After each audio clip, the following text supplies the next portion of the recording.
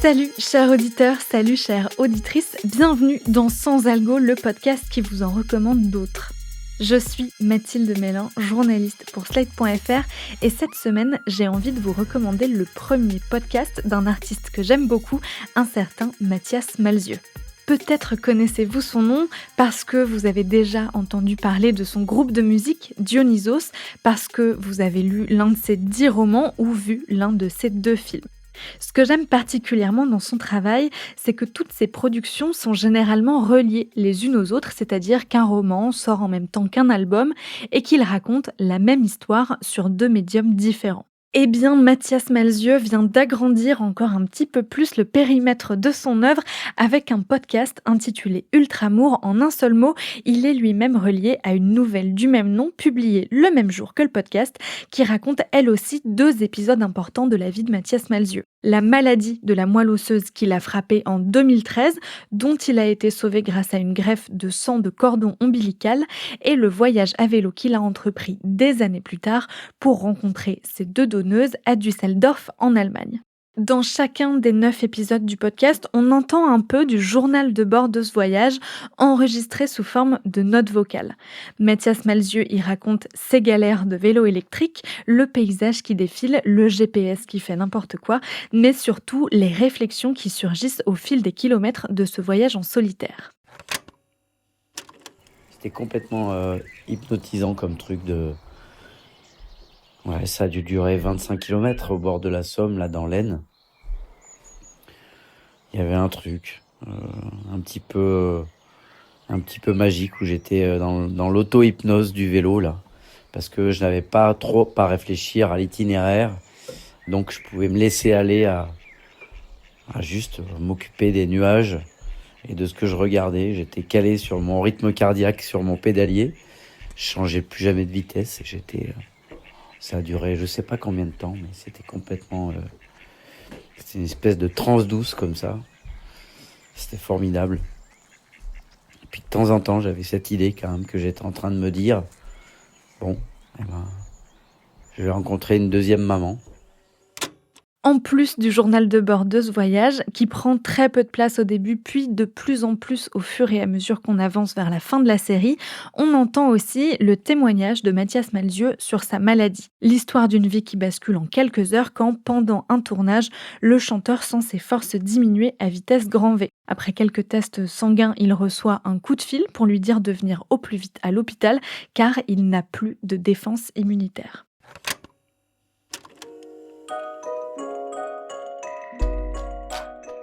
Et donc, je me pointe aux premières heures aux urgences de Cochin. Et là, il y a un petit panneau sur la question de la prise en charge. Vous avez, en gros, je ne sais plus comment c'est dit, mais un bobo, quoi, un truc. Vous pouvez attendre des heures. Votre cas est préoccupant, vous serez pris dans la demi-heure. Votre pronostic vital est engagé, vous serez pris tout de suite. Et là, j'arrive avec mes résultats, je le donne, et puis on me dit « Suivez-moi, s'il vous plaît ». Et en l'espace de 2 minutes, je suis entouré de plein de gens avec des masques et on me met des trucs de partout, on me pose 1000 questions. Et après, on me met dans un couloir pour attendre. Il y a des bruits de lino qui font... avec des gens qui marchent. Il y a que des bruits de machines et en fait, on me fait rentrer dans une chambre avec un sas. Et la porte, elle fait... Et une fois qu'elle se ferme dans le sas, il n'y a plus un seul bruit. Et là, il y a plein de trucs avec des médicaments, une hotte. Et après, il y a donc une autre porte pour franchir le sas complètement, entrer dans sa chambre. Et là, par contre, il y a un bruit, un flux qui fait... Et en fait, c'est un truc, je l'apprendrai plus tard, qui en fait régénère l'air. C'est la chambre stérile. Donc, je suis placé immédiatement en isolement. C'est comme un bébé en couveuse, quoi. Ce que j'ai adoré dans ce podcast, outre l'histoire qui évidemment est bouleversante, c'est l'authenticité de ce qu'on écoute. Les messages vocaux qu'il enregistre pendant son périple à vélo, j'avais un peu le sentiment qu'il m'était adressé à moi auditrice. J'ai aussi adoré l'écriture feuilletonnante qui fait monter le suspense, qui est aussi un peu pensée comme un oignon, c'est-à-dire en couches successives d'histoires et d'anecdotes qui nous emmènent toujours un peu plus loin dans l'intimité de Mathias Malzieu, jusqu'au dernier épisode où on assiste à sa rencontre avec ses donneuses et leur famille. Là, j'étais comme une petite souris, témoin d'un moment auquel elle n'est pas censée assister. C'était hyper intime et tout à fait poignant. Ultramour, ça vous plaira si vous aimez les récits de vie comme dans Transfert et la musique de Dionysos puisqu'elle habille tous les épisodes du documentaire. J'ai voulu savoir ce qui avait poussé Mathias Malzieu à se lancer dans un podcast. Je l'ai donc appelé et il a eu la gentillesse d'interrompre l'enregistrement du prochain album de Dionysos pendant quelques minutes pour me répondre. Bonjour Mathias Malzieu. Bonjour à vous. Depuis quelques années, vous créez une œuvre musicalo-littéraire. Vos romans et vos albums pour Dionysos fonctionnent ensemble pour raconter des histoires et parfois même il y a un film en plus, comme avec Jack et la mécanique du cœur ou Une sirène à Paris. Cette fois, vous augmentez votre œuvre d'un podcast. Qu'est-ce qui vous a donné envie de raconter cette histoire en particulier dans un podcast ? En fait, c'est les circonstances incroyablement surréalistes de cette histoire. C'est-à-dire que donc moi, j'étais greffé de la moelle osseuse. J'en ai tiré un livre qui s'appelle Journal d'un vampire en pyjama. J'écrivais ce livre comme un journaliste, un peu in situ. Et le jour où j'ai été greffé, il y avait un nom de code sur la poche de cellule qui m'a été greffé. Et j'ai mis le vrai code, qui était le nom de ma deuxième mère biologique, dans le livre, sans arrière-pensée. Et 2 ans plus tard, alors que je me retrouve à Hambourg pour faire une petite conférence sur l'imagination dans le contexte de guérison, d'hospitalisation, etc., eh bien, j'ai trouvé cette lettre de la maman qui me disait, bon, ben voilà, j'ai lu votre livre, j'ai reconnu mon code, j'aimerais vous rencontrer. Je sais que c'est interdit en France, mais en Allemagne, c'est possible. Donc, j'aimerais vous rencontrer. Juste pour préciser, quand vous parlez de deuxième mère biologique, il s'agit de la femme qui a donné du sang de cordon qui vous a été greffé et qui vous a donc sauvé la vie. Une fois qu'elle vous a écrit cette lettre, qu'est-ce que vous vous dites ? À partir de là, moi, je me suis dit, bon, j'ai besoin de mériter mon miracle. Je peux pas y aller en train ou en avion comme ça. Donc, j'ai décidé de faire le tour en vélo. Alors, j'ai un peu triché, c'est un vélo électrique. Je suis parti là-dedans et je me suis dit, bon, est-ce que je fais un film? Je savais que j'allais écrire. Est-ce que j'essaie de faire un film? C'est, ah là là, c'est un truc tellement émouvant, mettre des caméras avec des gens qui viennent. C'est trop intrusif par rapport à cette rencontre qui va être assez folle. Et je me suis dit, par contre, si moi je m'enregistre tous les soirs un petit peu et que je fais moi-même des petites interviews, ça serait vraiment super de prendre comme ça des petits morceaux de son et d'en faire un podcast. Et puis ensuite, on a travaillé avec Thibaut, qui est un type extraordinaire. Il a été un guide à distance formidable. Il a été vraiment le chef d'orchestre. Et quand je suis rentré, ensuite, nous avons fait une interview au calme, ce qui fait que le podcast est un mélange entre les sons de l'album Vampire en pyjama de Dionysos et puis il y a aussi la chanson que j'avais écrite comme un cadeau pour la maman biologique numéro 2 qui s'appelle Family, que je chante des fois sur le vélo et qui se retrouve aussi dans le podcast en intégralité. Cette chanson, je l'avais gravée sur un vinyle à un exemplaire que j'ai offert à la maman. Ce voyage, vous l'avez fait il y a 4 ans. Pourquoi le podcast sort aujourd'hui, autant de temps après l'événement que vous racontez dans ce podcast ? Parce que j'avais écrit en fait le livre et que il était question que ça soit un livre sorti en première édition. Et en fait, c'était un livre de 100 pages à peu près. Et mon éditeur me disait: «Ah là là, c'est un peu court pour une première édition, donc tu voudrais pas en faire une version plus longue?» J'ai essayé d'en faire une version plus longue et en fait, ça marchait pas, c'était moins nerveux. Donc on a décidé finalement de ne pas le sortir en première édition et en fait, il fallait le trouver le bon moment et là, il sort en livre de poche avec mon livre Le guerrier de porcelaine et ça a une résonance très forte parce que dans ce livre, en fait, je raconte que mon père, sa mère est née allemande juste avant, la 2e guerre mondiale. Après la Première guerre mondiale, l'Alsace-Lorraine est redevenue française. Son grand traumatisme, évidemment, c'est les nazis parce que sa mère est morte en couches, pendant la guerre et qu'il a dû traverser la ligne de démarcation, c'est ce que je raconte dans ce livre et moi, j'ai été sauvé par du sang allemand parce que de point de vue de l'ADN, eh ben, je suis très proche, j'ai beaucoup pris de mon père et que c'est finalement grâce à lui et lui qui a souffert de l'Allemagne, eh bien, en fait, son fils a été sauvé par du sang allemand et en fait, sa mère avait du sang allemand et ça dit quelque chose, en fait, de l'absurdité des identitarismes dont on souffre de plus en plus aujourd'hui, hein, avec la montée des extrêmes et des populismes. C'est pour ça que j'avais envie d'en faire un livre, puis d'en faire un podcast par rapport à ce que je vous ai raconté tout à l'heure et que j'ai attendu de le sortir sous le bon format, pas le sortir pour le sortir ou le rallonger pour le rallonger. Du coup, il a fallu attendre. Après, mon autre livre, Une sirène à Paris, il n'aurait pas eu de sens en poche. Il n'y avait aucun lien avec le texte. Alors que là, avec Le guerrier de porcelaine, je me suis dit, ah, bah là, peut-être que ce texte a du sens. Et du coup, j'ai rappelé Thibaut, je dis, bon, bah là, il faut sortir le podcast du tiroir parce que c'est l'occasion. Le podcast est réalisé par Thibaut Cavaillas, qui est aussi journaliste à France Inter.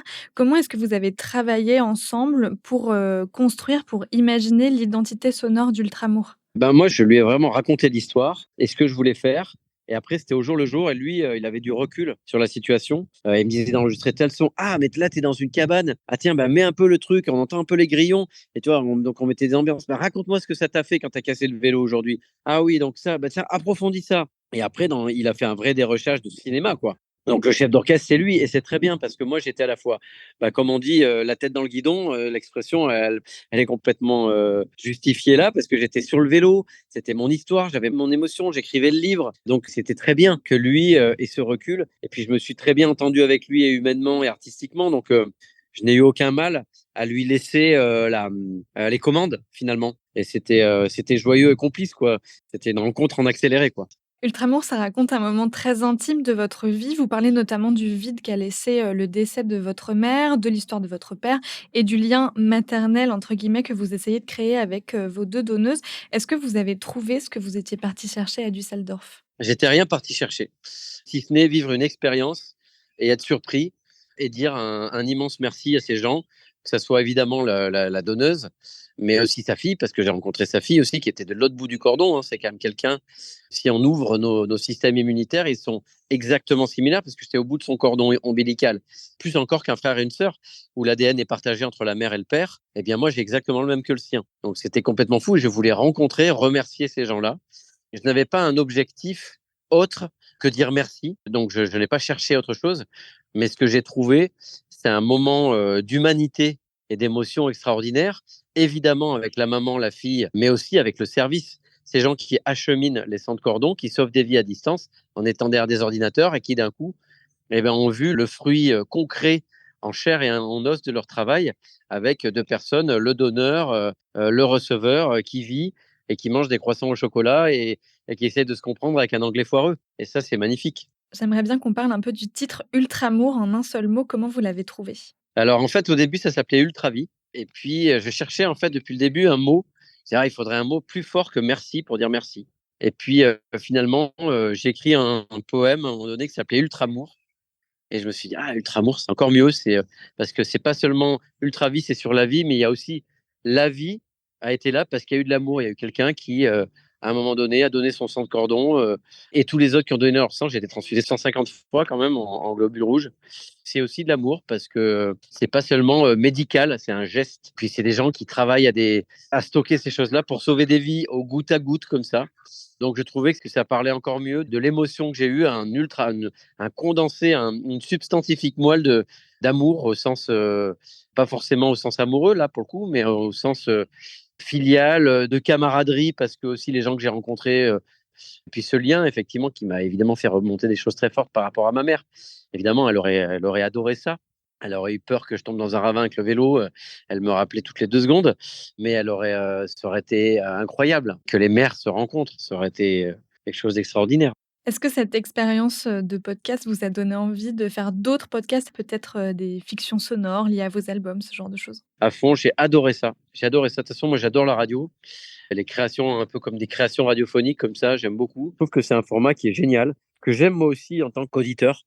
J'aime bien en écouter, me laisser embarquer avec, quand c'est bien travaillé, qu'il y a du sound design, qu'il y a des belles voix, et qu'on nous raconte des histoires. Moi, je suis un raconteur d'histoires, donc forcément, j'aime qu'on m'en raconte des histoires. Donc, j'ai envie d'en raconter, j'aime en écouter, je me nourris. C'est une mécanique de désir, tout ça. Donc, évidemment que oui, oui, et puis si je peux retravailler avec Thibaut, je serais très content. On a fait les choses très sérieusement, sans jamais se prendre au sérieux. Sur ce podcast, j'ai joué, et j'ai joué avec des choses fragiles et importantes pour moi, mais avec aussi une certaine légèreté. Et c'est aussi grâce au travail de Thibaut, qui avait bien compris que moi, j'avais pas du tout envie d'aller dans la dimension pathos du truc, et en même temps sans avoir peur de l'émotion, sans faire du troisième degré tout le temps, en allant au contact du vrai sujet quand même. Instinctivement, c'est très bien compris, quoi. Pour qui vous avez fait ce podcast? Pour qui j'ai fait ce podcast? Je l'ai fait, notamment pour les soignants. Je l'ai fait pour moi, parce qu'on fait aussi les choses, on fait les choses pour soi parce qu'on en a envie, toujours. Je me suis dit, si encore une fois, si ça peut donner un petit éclairage sur les soignants, sur la recherche et sur les gens qui font des choses de manière, on parle beaucoup d'intelligence artificielle en ce moment. Là, c'est de l'intelligence artisanale. C'est-à-dire que c'est de l'humanité brute de décoffrage, quoi. C'est des gens qui cherchent, c'est des scientifiques, c'est des gens qui trouvent, et c'est ensuite, pour que ça marche, l'huile de coude, c'est de l'humanité pure. C'est vraiment pour rendre hommage aux soignants. Je passerai ma vie à leur rendre hommage, parce que, un, ils m'ont sauvé la vie, d'une part, et deux, parce qu'on sait que c'est difficile, et que si à mon très très humble niveau, mais juste en disant, regardez comme il y a des gens qui font des choses extraordinaires quand même.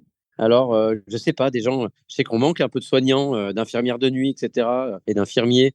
Eh bien, on se dit, ah ben, voilà, comme cette demoiselle qui est devenue infirmière, ben, au moins j'ai une demoiselle, j'ai déclenché une vocation chez une demoiselle avec le livre. J'ai reçu une 150aine de cartes de donneurs de moelle osseuse. Si avec ce livre et ce podcast, j'arrive encore à recevoir des gens qui sont inscrits sur le fichier mondial de dons de moelle osseuse, eh bien alors j'aurais accompli une mini-mission géniale. Merci beaucoup Mathias Malzieu. Merci à vous. Si vous avez envie de découvrir cette histoire, le podcast s'appelle Ultramour en un seul mot. Il est produit par Sony Music et vous pouvez le retrouver sur toutes les plateformes. Merci d'avoir écouté cet épisode de Sans Algo. S'il vous a plu, n'hésitez pas à l'envoyer à vos proches, à nous laisser des étoiles et des commentaires. Et moi, je vous dis à très vite pour une nouvelle reco garantie 100% sans algo. Sans Algo est un podcast de Mathilde Mélin, produit et réalisé par Slate Podcast sous la direction de Christophe Caron. La production éditoriale est assurée par Christophe Caron et le montage par Mona Delahaye.